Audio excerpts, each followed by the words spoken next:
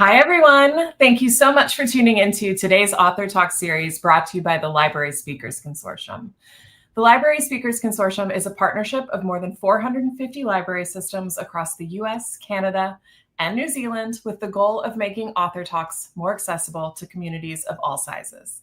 I am Brandon Adler, your host and moderator in conversation with each of the amazing authors that you will hear from throughout our series. Today, I am honored to be here with acclaimed author Mona Susan Power to talk about her book, A Council of Dolls, and so much more, of course. Hi, Mona. Hello. Happy to be here with you. Oh, we are so excited to have you here with us. Before we get started, I want to pause and give everybody that standard housekeeping information that keeps everything running smoothly, and then we will jump right in.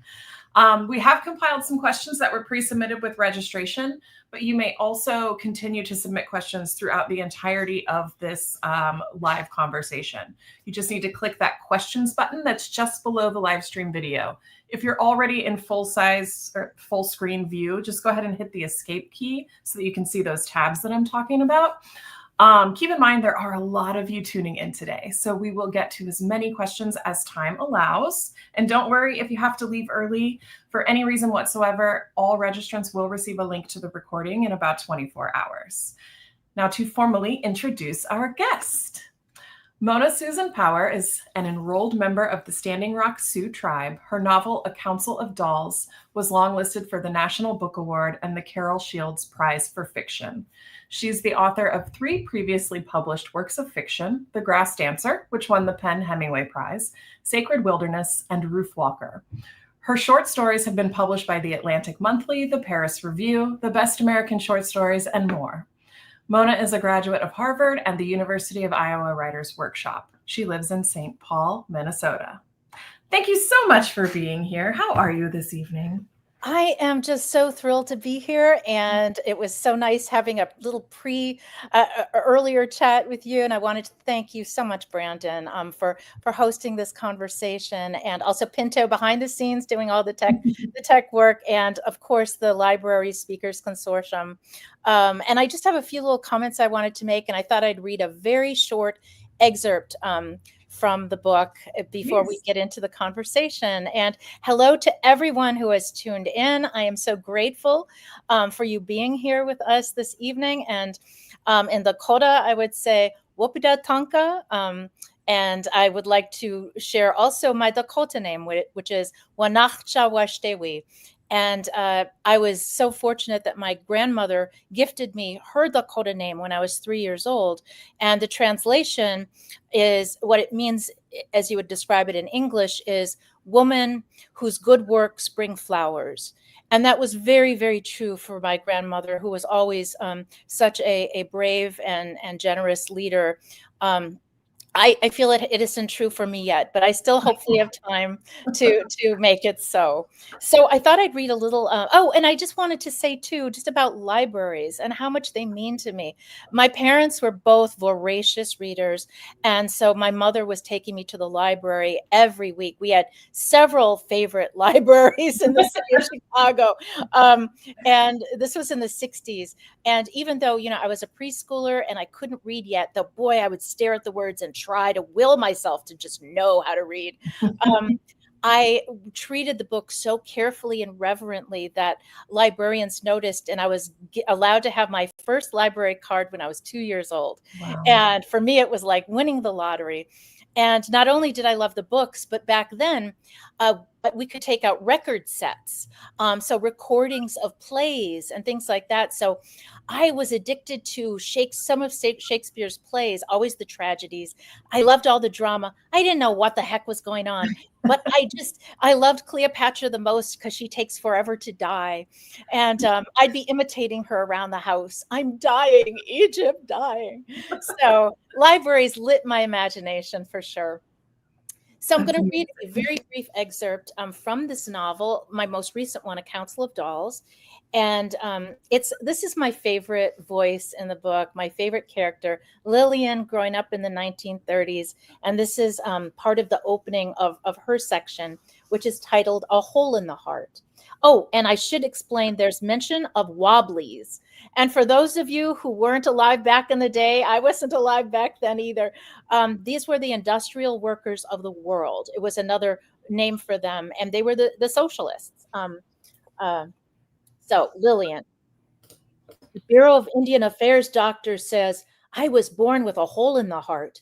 It's the main thing I remember about myself and who I am. The first time I see a chicken heart, Ina making ready to cook it just for me when the other kids are running around outside and I'm stuck in a sawed-off beer keg with edges too high for me to climb. I beg her to let me hold it. I beg her to let me hold it before it goes into the pan. Ina sighs but gives it to me. The meat fills my palm. I bring it to my ear because my own heart makes noise when I do anything too much.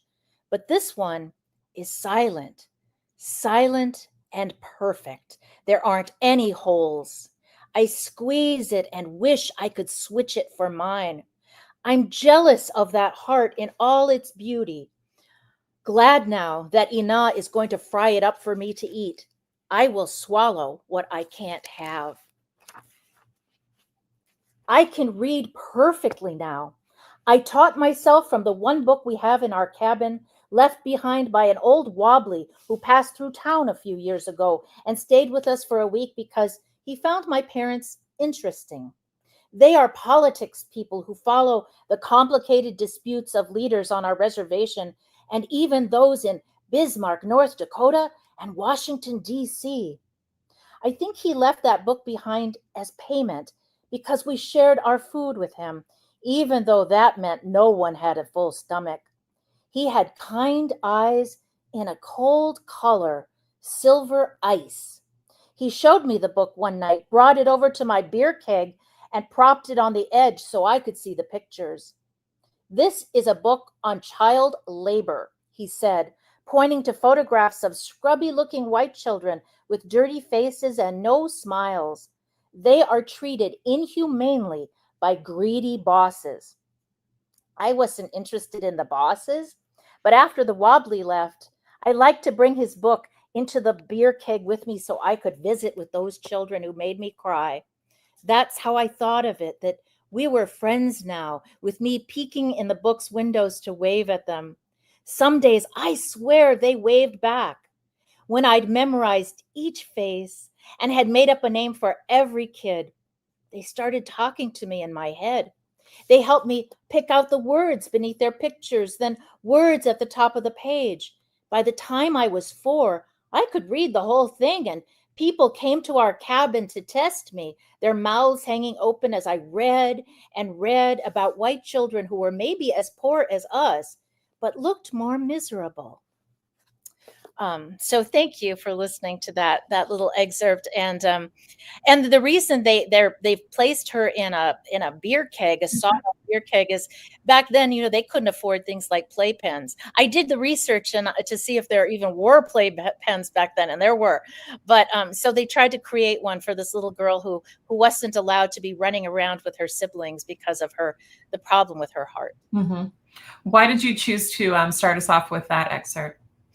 I think because my mother was really the most influential person in my life. And she is the reason I know so much about the history of the Indian boarding schools, because even though many boarding school survivors, they just can't talk about it. So their descendants don't know what they went through. They don't know what happened, what it was like. They don't know why these people might be unhealthy in some ways, in their behavior, in their relationships. But my mother was telling me, even when I was maybe too little for some of the stories, because she needed to share, she needed to purge. And she wanted me to understand that to survive this world, you have to be tough. So I think she was doing her best to protect me from experiencing some of the things she went through. So even though the first voice I wrote of the book was Sissy, a character of my own generation, this book just wouldn't even have been a thought in my head ever without my mother. And this character, Lillian, is close to my mother in so many ways. So speaking of Sissy, your original inspiration for A Council of Dolls was from the award-winning short story Naming Ceremony, which is Sissy's is part one in A Council of Dolls, right? So it was adapted from that? Yeah, so I wasn't thinking I was going to be writing this novel at all. And that's part of my process. I'm really very much an intuitive writer. That's how I think of myself. Whenever I have conscious plans to write something, it never works out. It arrives dead on the page. It doesn't work for me. So I feel as if inspiration comes to me seemingly unbidden, always presenting some sort of mystery to me that I have to solve in the writing of either a story or a novel. So I thought I was just writing a short story, hoping to perhaps win or place in a writing contest. And again, I had conscious plans for the story, and it went somewhere else. And all of a sudden, as I'm writing this story on familiar turf, set in the era when I was growing up, this doll entered the scenario. Ethel, a black tiny Thumbelina doll, which I had as a little kid. And it's this scene where the little girl is listening to this horrible story on the news. Her parents are watching the news about Richard Speck killing 8 student nurses in the Chicago area, which is where we were. And then there's this little girl who's talking about this, but she's combing this doll's hair. And I thought, oh, I guess Ethel's going to be part of this story. It wasn't until it was published, and maybe a year later, a dear friend and fellow writer read it and said she loved it. And she's African American. And she said, you could write a whole novel about Ethel and Black protectiveness. And that just opened something up. It so inspired me. And so I started thinking, oh, and the short story, the original story, is much shorter than the section, a Sissy section in the book. It was about half that length. So, and anyway, I have a lot to say, but I'll try to keep my answer short. So you don't have to cut yourself short. People want to hear what you have to say. Absolutely. Well, okay. The one thing I'll say is, at first, when I was thinking about developing a Naming Ceremony into a novel, I thought I was going to just remain in that era, and just with Sissy being the only narrator. It wasn't until as I developed it more, I thought, oh, readers are going to be judging this mother character. And I didn't want them to do that, at least not by the end of the book. And I thought, so people can better understand why she is the way she is, because she dearly loves her daughter. She's doing the best she can. Maybe I could have a section narrated by her as a little girl. But then in that section, there was Jack, the problematic parent in that section. And I didn't want him to be sort of just dismissed as a villain and judged. So that's why it became this 3-generational story, very organically. And then I knew, oh, there's got to be a 4th section, because I can't leave the reader in trauma. I have to have a healing chapter where we're moving forward in life. And one of these characters is grappling with all that's happened in their family over several generations, beyond 3 generations. And so it really developed very, very organically. And you chose to go back in time instead of chronologically. Why so? And again, at first I thought, oh, I can for once write a novel chronologically and present it to the reader chronologically, because I always do things out of order. And but then I thought, yeah, but then you leave the last glimpse the reader has of these parents who are problematic figures, it will leave a bad taste in the mouth, because, and I wanted there to be such compassion. For me, the villain of the piece is the system of colonization itself and how it impacted Indigenous peoples. And so I thought, if the last version of these parents you see is them as a child, you see their potential, and just, what wonderful, imaginative, brilliant kids they are. Yeah, I think that might just impact people more in the way I'm hoping to bring about that compassion. So, absolutely. Well, so anger, understandably, once you read the book, is a pretty consistent character throughout the book. We see how it's inherited through each generation. Jordan from Purdue University Libraries is saying, first, I adored this book. It moved me to tears so many times. My question is, was the book written based on any personal experience, whether your own family, someone you know, or stories you've heard? You did say that without your mother, the stories wouldn't exist. Are there any other pieces of you throughout the book? Thank you for the wonderful question and for the very kind comments about the book. I really appreciate the readers so much. And yes, it is a work of fiction, though very much undergirded and inspired by actual family experiences. And what I did to leap into the realm of the imagination is I would make one major choice that changed things enough from the reality that would help me to just be able to step into imagination. For example, in real life, my father was not Native American, he was white. But Sissy, I gave Sissy a Lakota father, which changes things right there. The kinds of conversations he can have with her about their history. But that said, both of my grandparents on my mother's side attended the Carlisle Indian Industrial School in Pennsylvania, which was the first of those kinds of schools. It was like the template for the ones to follow here and in Canada.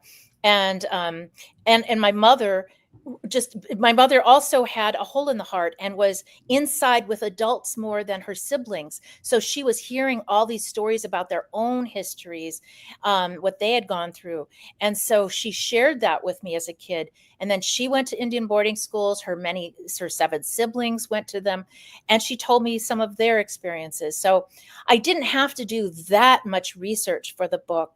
And also in real life, my maternal grandmother, Josephine, whose Dakota name I carry, she was almost 3 years old when Sitting Bull was killed. And so that whole part of the book surrounding the death of Sitting Bull, and then the next generation growing up across from his original grave in Fort Yates, North Dakota, that's all based on family history and experience.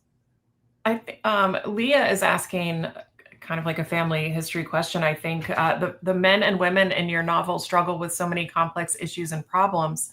Can you share what influenced you most as you crafted the Native men in this book? Again, I'll answer this the best I can. I am, as I said, an intuitive writer. I'm not always making conscious decisions about anything. They show up as they show up. I follow these characters who just, it's like their voices fill my head. I see them. I see like films almost of these characters unscrolling, playing out in the back of my mind. So I didn't think, how am I going to handle this or that with, I just try to show the reality of the family dysfunction, some of the family dysfunction that happened within our own family, and where I think at least a lot of it came from, because my mother also was telling me wonderful, glorious stories that filled me with pride about our Ichanktawana Dakota heritage. We are Ichanktawana Dakota. That is our band within the larger tribal nation. And so she taught me about we come from a long line of hereditary chiefs. Matonupa was my great-great-grandfather, Chief Two Bear, and he was renowned as a council chief. He could speak to people so beautifully and calmly that he could really calm people down, help people come to a consensus position. From everything I hear, he had great compassion. And I was also taught that we didn't believe in corporal punishment, that the Dakota way was not to ever beat your child for misbehaving. You just might ignore them for a little bit until they realize, I made a mistake. And then they'll come and they'll apologize. And then, and so going to these Indian boarding schools where they were beaten really disrupted what were for us healthier child rearing practices. So I was trying to show the love that was there, whether it was a mother or a father, disrupted and harmed, by what was happening to them, but still it was there. And even with Jack, who is an alcoholic and can just be dangerous when he's drunk, you also see the ways he can be an ally. to his girls when they have they're in trouble with the Sister Frances, and he's only too delighted to help them out, with his letter of support and defense of them. So I don't know if this is answering the question. It is answering the question beautifully. Yeah. It's just that's where I was coming from, and showing glimpses of the love and the potential that was there in each generation for a more loving and healthy family situation. Mm-hmm. It's wonderful. Thank you for that answer. So in part 1, naming ceremony, Sissy's the narrator. She talks about having many names, and names are very important across the book as a whole. Rita wants to know, what is the significance and meaning of names for you? I think they are something I've thought about a lot, because as a kid, I felt I had so many names, and none of them really seemed to fit me exactly. So when you're a kid and you're trying to figure out who you are, you identify usually with people in your family, and maybe one parent more than another, or maybe with other relatives in an extended network. And so I had these nicknames. My mother really did sometimes call me things like Prunella, that I'm like, I don't quite understand. My knee doesn't crack, like the Prunella character in Cinderella in the movie. And yeah, but I think she just found it funny. It just sounded funny to her. And then we were Catholic back then. I'm no longer Catholic, but so if I had gone through confirmation, I'd have been given another name. And in the Indian community, my mother, she was to Susan Power, and my legal name is Susan Power. And so in the Indian community, they called us Big Susie and Little Susie. And so that made me I thought it was funny and cute, and I adored her so much. But as I got older, it almost was like I was an appendage, another extra appendage of my mother. But where was I in all of that? Where was my separate identity? Because I knew I was different, but Mom didn't always see us as different. So eventually that's why I started using Mona, to just carve out a different space. And then I had a Dakota name. So, that I'm hoping to live up to someday. So that doesn't really fit me either. It fits a potential, So, we name things. It's a human thing we want to name things to help us get a handle around what something is. Yeah. So, that's my quandary and focus on names. Well, thinking about the names for the dolls in the book, Ethel was named after Sissy's mother's friend, and then Lillian's doll, May, was told Lily that was her name. And then there's Winona, and I don't remember reading why we knew her name. So how did the naming for the doll, because they were we learned their names also differently. So how did the naming for the dolls come to play? And these are all wonderful questions. So thank you, the folks who have sent these in, and thank you, Brandon, for your own questions and facilitating this so well. Let me just take one step back first to just talk about the dolls and how they sort of showed up, because I wasn't expecting them. So I mentioned already about Ethel. She was suddenly just in the scene that I was writing when I wrote a short story version of Naming Ceremony. And she was a doll I'd had in childhood. So that made sense. But when I was determining or hoping that I could write, because again, my conscious plans don't always work out. But when I felt I should write a section inspired by my mother's life and by the Lillian character, I thought she'd have a baby doll too, but just a white baby doll that was of that era. But once I started to write that section, no, she was a Shirley Temple doll that just kind of walked in that way that Shirley Temple could as a little kid, just with all that. She had just so much, just a really great sense of herself, and she was so cute. And I asked her, because I talked to my characters, at least in my head, and I said, well, what's your name? And she said, Mae West. And I said, oh no, she said May. And I said May, and she said, after Mae West, because I like her. So I was like, okay, there we go. Now Winona, I knew that when I was doing an earlier era, this was going to be a more traditional Dakota style doll, a deerskin doll. And originally she was decorated with, her face was drawn out with using porcupine quills. But then when beads were introduced, we could get our hands on, through our trading networks with European beads, then her face was refreshed using those beads. But she was the most traumatized, I think, of the dolls. So it's almost as if it took her a while to trust me. I had a very hard time finding out her story. And the name came because she had survived several generations of girls. And Winona is the name for a first daughter in Dakota. And she was very old, that like doll way, she would have been the first doll of her generation. So Winona, just that would have made sense to these different families as they passed her down. So yeah, it took, as I said, it took me a while for her to open up. I have writing exercises I create for myself to cajole those characters who kind of are elusive. And so finally it worked, but it took a bit. Winona was one of my favorites. So Augie is wondering about the role of the doll as the confidant and protector, and even their role as being kind of a coping mechanism for trauma. Yeah. And what inspired you to do that? Because at times they were absolute protectors. Like, it seemed they were. What gave them life and animated them to be that way? Oh, that's a terrific question. And I have to answer it. There are a few different pieces to this. First, the way I was raised, because my mother was teaching me the Dakota way.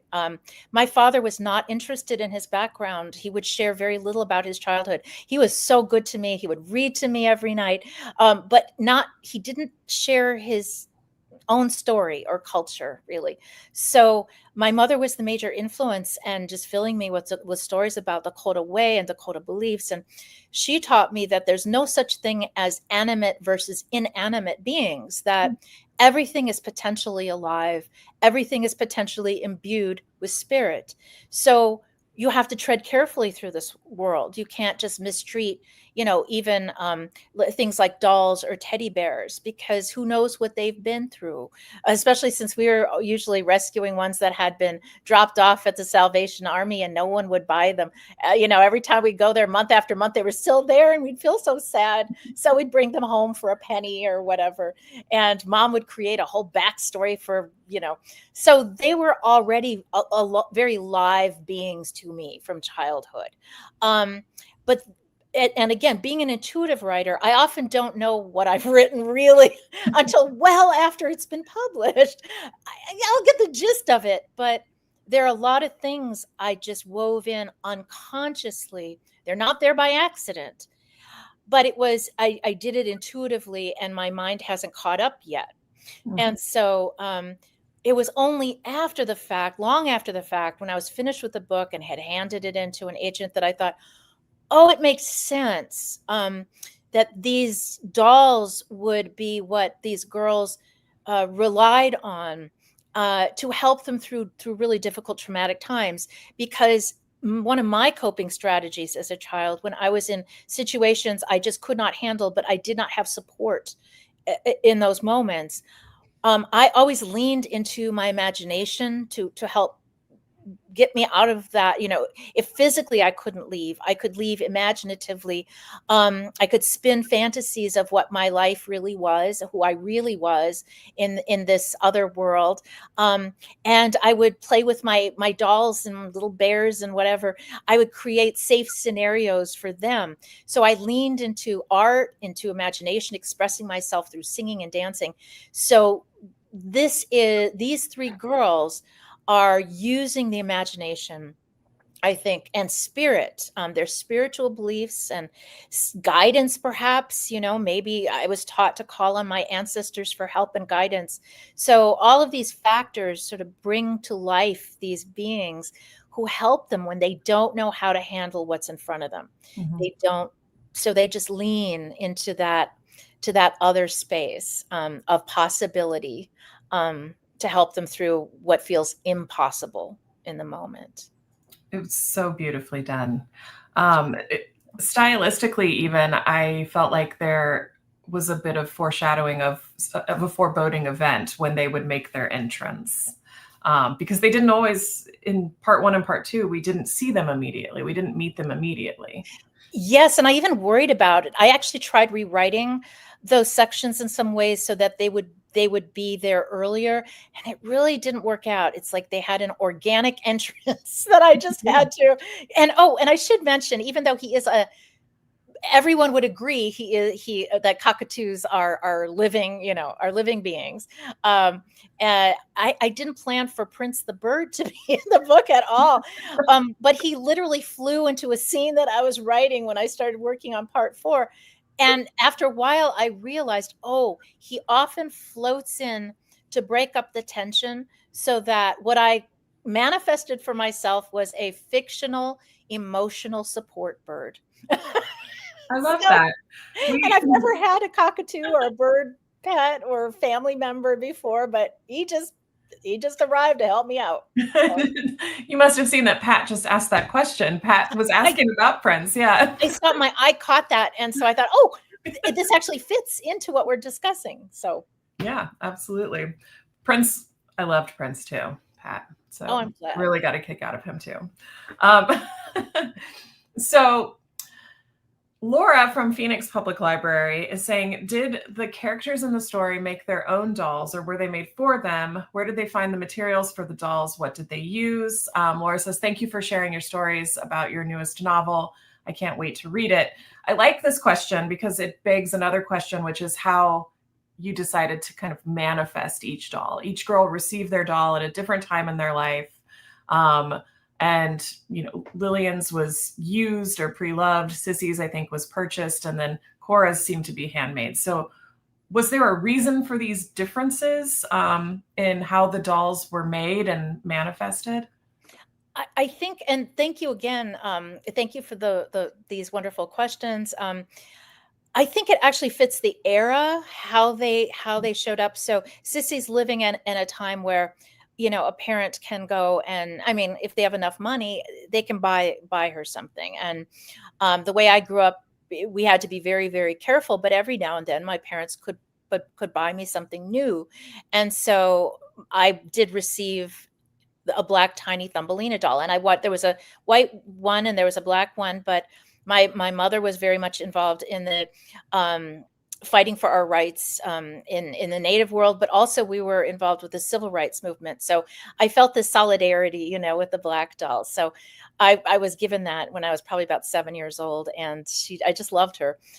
So that sort of just went along with how I actually received my doll. But then my mother, they would never have been able to. They didn't have toys as kids. They were growing up during on a Indian reservation during the Depression, during the Dirt Bowl era. I mean, it was just they were hungry. They were hungry all the time, and so the only way that a doll would have come to them would be through these the mission ladies that would sometimes bring around little baskets at Christmas time with gifts and that sort of thing. So that was fitting that time, that era, that place. And then back when we were living in our own way as Dakota people, we made our dolls, and not anybody and everybody could always. It'll take too long to explain different customs, but Winona was a very special doll, created to serve a very special purpose because this woman was grieving so much of the loss of her baby. So, but she was created in the way that she would have been created in that era. So, Okay. Jay is saying, thank you for sharing so much of yourself and your family's history in this truly wonderful book. You expressed that your intention with the fourth part of the story and the style in that section takes on a magical realism more so than the earlier ones, which made me wonder how reliable the narrative can be, since the dolls are clearly a form of dissociative coping for Sissy, Lillian, and Cora. Was it your intention to create that tension of disbelief? And again, thank you. I'm so glad that question was asked, because I get to explain that I'm writing from within my cultural system, my truth, which might not be someone else's truth.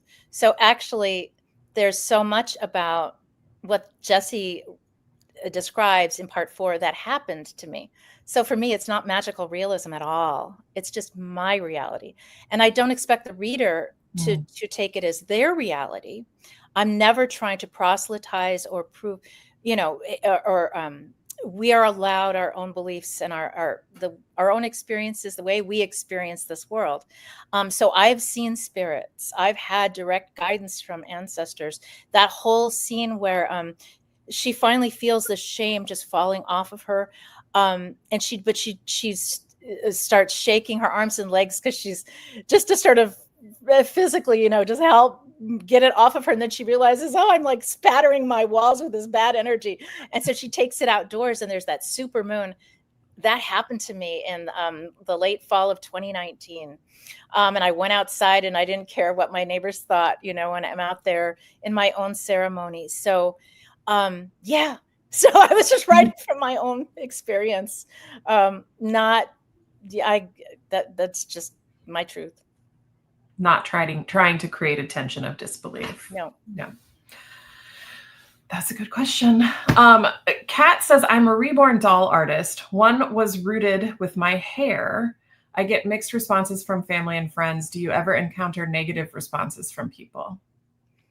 Negative responses to the dolls? I guess that was the end of the question. I was fascinated by reborn dolls. I've seen them online and seen videos about them, and some of them are so realistic. It's really incredible. So thank you for asking that question. There's some people who really don't like dolls. And so, some people are like, I really love this book, I just don't like the dolls, which is totally fair. If you don't like dolls, it's going to creep you out. I totally understand. And I don't get offended. But that definitely that response is out there, but there are also so many people who can identify, because even if they're coming from a different culture, a different background, different generations, many people played with dolls. And so they understand, what that working with playing with dolls and the different scenarios we act out, or we have different connections and relationships with them. When you have Barbie dolls, that's a whole different story. It's not so much you're mothering a Barbie, or you think a Barbie can mother you. And so, I think there are probably more readers of this book who identify and don't reject the dolls, because it's right there in the title. It's a kind of a warning. So they get, okay, I'm gonna have to deal with dolls. Yeah, that's true. Was that your title? And I have a hard time with titles, and but with this book, so much just came to me. And so once I knew I was working on, a novel, and I began to have a scope of the different generations, and there's got to be a healing section. I just knew the dolls were going to have a chance to tell some of their story.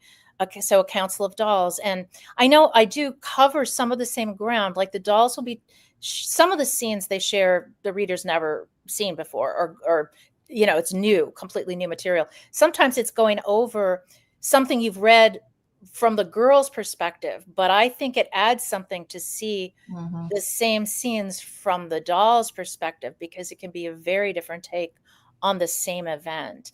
And it was Ethel who was the only one who knew what really happened when Sissy's mother is killed. I didn't even know exactly what happened until I wrote that scene in Ethel's voice, or that message in Ethel's voice. Ethel, the character, told me. I was like, oh, okay. I hadn't known. So yeah. That was quite the ending of part 1. So we're getting a lot of questions about the boarding schools, naturally. So I want to transition to that a little bit.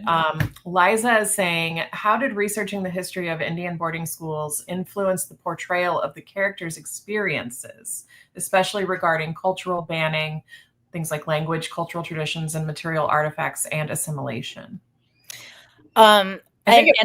I'm Yeah. glad thank you for that, because I get to talk about this. And Yeah. again, I didn't really do research because this is part of my heritage. And even though so I grew up knowing stories about my grandmother's and grandfather's experiences at Carlisle. My grandmother was able to take from it something that was useful to her. Now, she knew that it was wrong to have a school like this, that was completely trying to replace I mean, first of all, they are set up to be shaming institutions. These institutions are telling you from the moment you walk into the door, you are wrong. Everything about you is wrong. Your name is wrong. The language you speak is wrong. The way you dress is wrong. The way you work within your family is wrong. Everything about you is wrong. And we have to radically change you and Americanize you so you will be fit to live in this country. You're still going to be a second class or third class citizen of this country, but we'll do our best to make you worthy to be an American. That's pretty unhealthy. That's pretty damaging. And then on top of that, you're being beaten. Sometimes you're being sexually molested, et cetera, et cetera. It's really damaging. So my grandmother from the outset knew this is not a positive thing. This is not a good system, but she worked with that system and it didn't wreck her. It wrecked my grandfather. He never recovered. My mother and her siblings, my mother shared so much of that story with me. So I knew that. And then even though I didn't go to an Indian boarding school, I was always the only Native American student in the schools I went to until college. And even in college, there were very, very few of us. In a class of 1,600, there were two of us. That was just one class, 1 year. So I was the only Native student in these classes, and I was being edited culturally. Teachers saw promise in my writing, but like in elementary school, they'd say, "Oh, you're good with words, but why are you writing about the Indian ghetto? Your people love the natural world. That's what we hear. So why don't you write about pretty things like flowers?" Or when I was 12 in seventh grade, I wrote a play called Funeral of a Beloved Wino, because we had just gone the week before to a funeral of a beloved wino, a man in our Chicago Indian Village movement who called himself a wino, but who was just the most compassionate protector of us kids, just a wonderful, wonderful, good man in so many ways. And so this play was kind of tragic comic because a lot of his friends who were street people came to see him off. And some of the episodes were kind of funny, would kind of freak out the funeral director.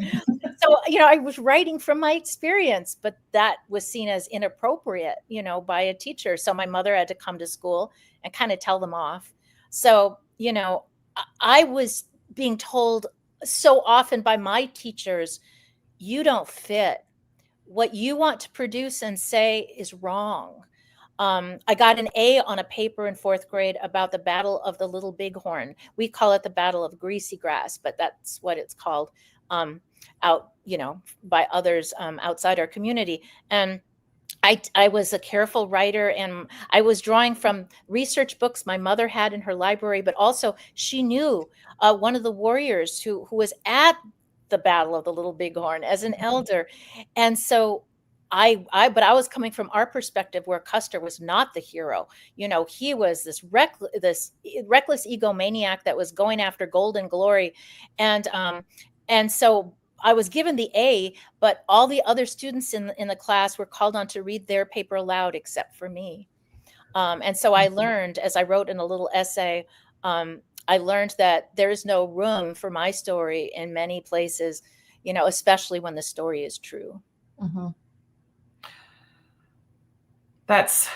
Did you have any change in that in college as you progressed? Well, I see my trust had already been broken. Sure. So I didn't take any creative writing workshops or classes at all. Essays, that was different. I knew how to write an essay, a certain kind of essays. So yeah, they weren't going to edit me culturally because it was, on topics of psychology, or I was really careful. And it wasn't until I was in my late 20s and went to a Master of Fine Arts program at that point, I felt like they can edit me culturally all they want. I was ready. I knew how to filter criticism and critique. So it didn't bother me, though it happened there too.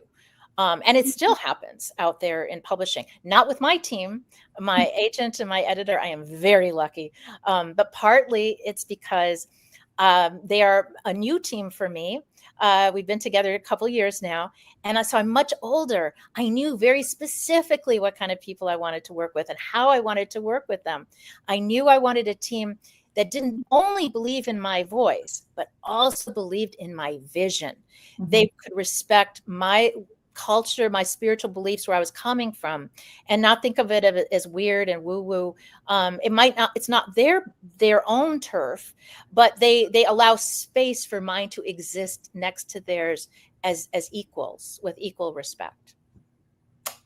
And I'm so happy they do. That's what everybody should have. David is saying in part 3, Ghost Dance, Cora describes the boarding school grounds at length, mentioning that it's almost like a bustling town, even complete with a cemetery for students who never make it home. Were these burial grounds marked, or do we know what happened to these cemeteries after the boarding schools were closed? Oh, thank you for asking that very important question. Oh, I can't believe I hadn't brought this up myself.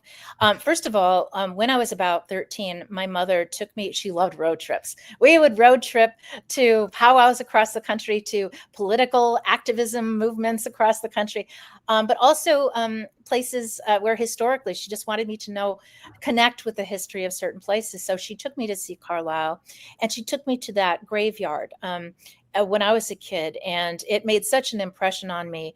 But talking about the Indian boarding schools here in Canada, one of the really eerie things that happened to me, I had been working on another novel, and that I'd stopped for a while, but my head was in another novel before A Council of Dolls, and I hadn't finished it. And A Council of Dolls just seemed to elbow everything else out of the way. There was an urgency. Once I had the idea of making that story into a novel, I felt like I had to write it now. And the first draft I produced in 4 months. I wrote 2 other drafts, but I've never written a first draft of a whole book that quickly. Now, within days, not even a week had passed, just days after I finished that first draft, news broke in Kamloops, Canada.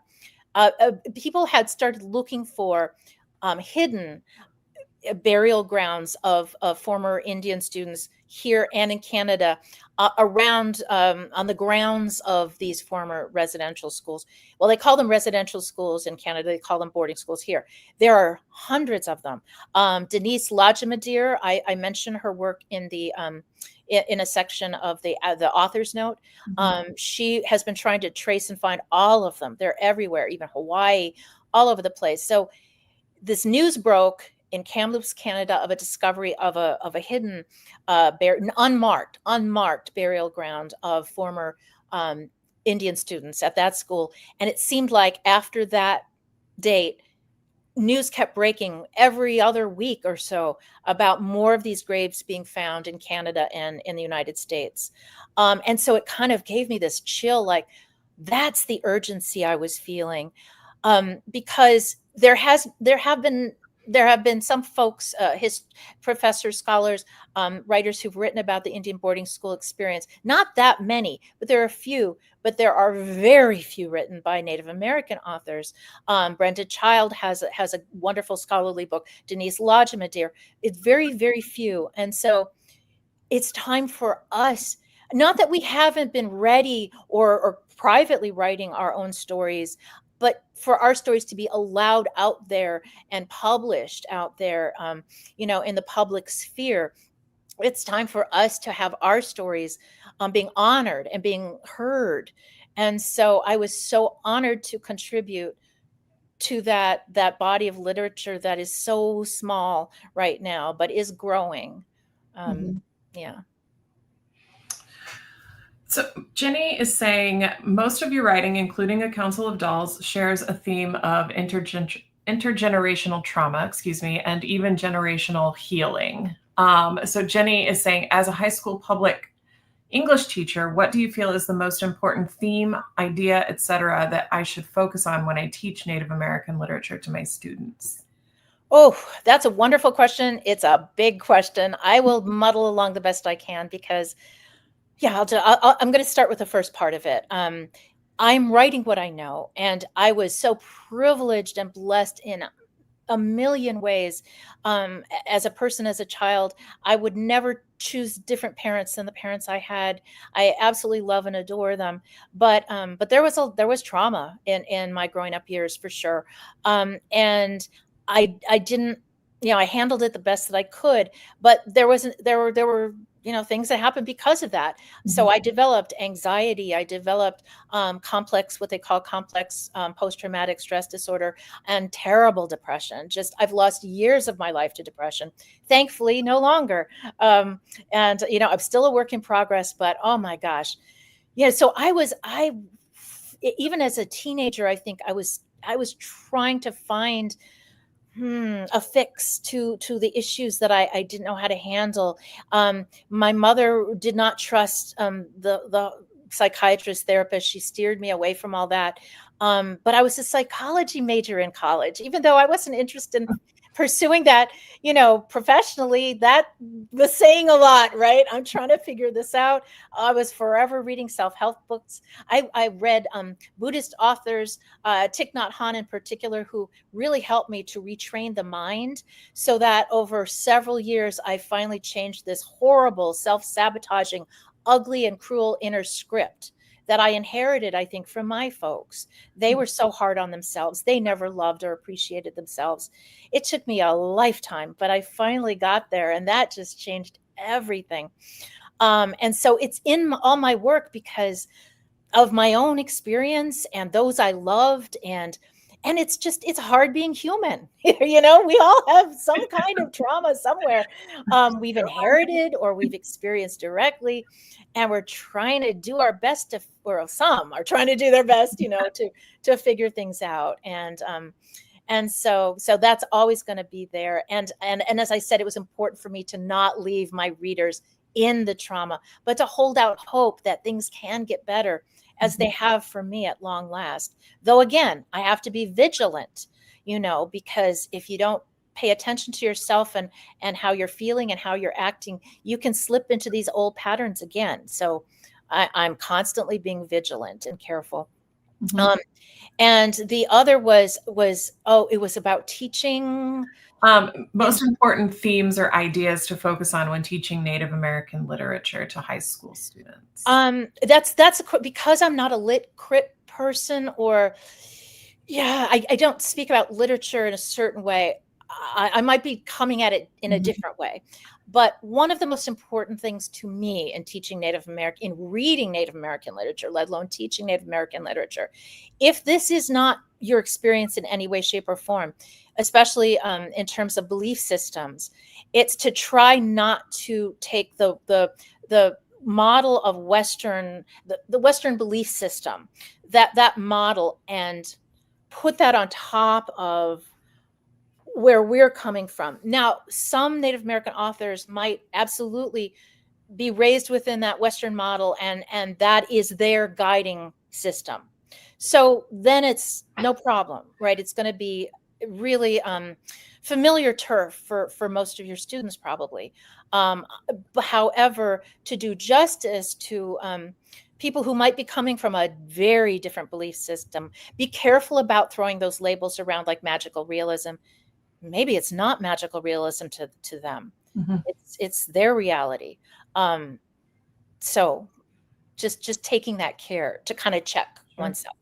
Okay, wonderful. So in the first part, in Sissy's part of the book, you tackle Thanksgiving toward the end of the part, and you talk about how it was complicated. Adam has asked a wonderful question, but I guess is that part of, before I get to Adam's question, was Thanksgiving part of a complicated holiday that you all did celebrate, or was that just for Sissy's family? No, we did celebrate Thanksgiving as Americans to a certain degree. My dad had been raised, he was not Native, and they had celebrated Thanksgiving. But from my earliest memory, we'd have the kind of food. I was born a vegetarian. Neither of my parents were vegetarians, and my mom, we didn't have much money, and she wasn't going to make something special and fancy for me. So I had to just do the best I could to deal with all the meat and the poultry and what have you. But so we'd have the turkey and the gravy and the mashed potatoes and some vegetables in there somewhere, and the pumpkin pie. And so I do the best I could. But my mother was also telling me, this is bogus. The story around Thanksgiving is bogus. And she would tell me, and she was a self-taught historian. She hadn't had access to college and to all the institutions of higher learning that I did. But she just was a voracious nonfiction reader, history reader, who could retain all the details. One time, so I'm home for the summer from Harvard undergrad, and we're sitting side by side doing puzzles. She's doing the New York Times crossword puzzle, the Friday one where you have to, nothing is blacked out for you, and I'm doing the TV guide crossword puzzle, because I couldn't remember all the stuff my mother did, So that says a lot right there. Yeah. So she was teaching me about, more likely what was happening in the dealings between, those early colonized settlers and local indigenous people. And the real Thanksgiving that I just so honor is from like the Mohawk people. That's not their name for themselves. I don't want to mispronounce it. Ganyengeaga, I think. But they have a Thanksgiving ceremony that lasts days, where they are offering up their gratitude for every living being and the spirits. I mean, theirs is a real deal. It's not just like for fun or something, So that's how it was complicated in our house. Yeah. And I didn't mean to co-opt Adam's question. I hadn't had the opportunity to read the full question yet. But you basically answered it. And he was asking about the emotional weight of Thanksgiving for the characters in the novel and what non-Native readers should understand about the holiday from their perspective, which you basically answered. I mean, I think there is a joyful quality to it too, though, because we would invite people we love, many of them, most of them actually, from well, no, it would be a mix. Many from the Indian community of Chicago, but also I grew up in diversity. My older brother had so many African American friends, and so like we would just have a very diverse group of folks at our table, people we loved. So it's not like we weren't having a good time. It's just we were growing up knowing, the premise of this, we don't buy into all that, but we're still going to make the best of this situation. Native people, we've learned to make the best of difficult situations. We have a lot of practice. So as we are winding down, I want to go ahead. We've had a lot of people asking, what are you working on now? Can you talk to us a little bit about that? Absolutely. So I've always loved spooky stories. My mother she saw ghosts and she would tell me all about it. Like I might be 3 or 4, and she loved going to scary movies. And so I did too. I've read all of the best Stephen King, those Stephen King novels that are just the outstanding ones, all those. I've read those and love those. So I have started writing some spooky stories. And so I've been working on this novel. It's the one I was working on before A Council of Dolls edged it out. And I think I can finish it up in a few months. I'm getting there. And the working title, it's very long, I'm sure we'll change it, is Harvard Indian Seance at the Lizzie Borden Bed and Breakfast. Wow. And so I lived in Massachusetts for many, many years. So it's another one of my kind of homes. And when I received a grant, a literary fellowship in 2017, I used a chunk of it to rent out the Lizzie Borden Bed and Breakfast in Fall River, Massachusetts, where an infamous double murder happened in 1892 that is supposedly unsolved. It's not. Lizzie did it. I've read everything I could get my hands on about her, including a 1,000-page book put out by the Fall River Historical Society. She did it, no question. We had some really spooky things happen there. I invited 2 friends to go with me, so the 3 of us spent the night there. So I have this novel with 5 main characters, all from different tribal nations. They're all Native American students, class of 2013. And for their last hurrah together, the only one of them who comes from money, they call her the Hollywood Indian because her parents met on this set of Dances with Wolves. Anyway, she rents it out for them for the night. And they stir up that place because some of them have unresolved trauma, things that they haven't dealt with. And the place is already a place that's stirred up because of the double murders that happened. And it is not clear that these young people are going to survive. Wow. I cannot wait to read that. Not at all. Okay. So the last question I always love to close with, and Blue Cardinal beat me to it, saying, finally, having Native stories available in print has been such a blessing to me as my mother tried to deny our heritage. Can you suggest some works that we may be less familiar with and should have a wider readership, and that you recommend everybody run out to the library and check out immediately? Oh, thank you for that question. And one of my dearest friends who had the Lizzie Borden adventure with me in 2017 is Leanne, Leanne Howe, Howe, and she is Choctaw. She's my Choctaw sister, and she has so many brilliant books out there: novels, a travelogue, poetry collections. She's working on. She's written so many plays. She was also a journalist. But I would begin with her novel Shell Shaker. That was her first published book. Shell Shaker, and it is such a powerhouse of writing. And this is someone I'm sure you've heard of. He's just been doing outstanding work, but I got to just give a plug out there for my dear friend Oscar Hokia and his Calling for a Blanket Dance, which won the Penn Hemingway Award last year. I think it was last year. It was either the last couple of years anyway. And he's just such a good person, and he's almost done with his next novel, and I'm so excited about it.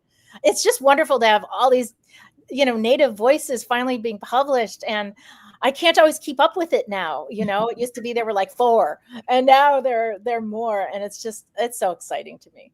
That is so exciting.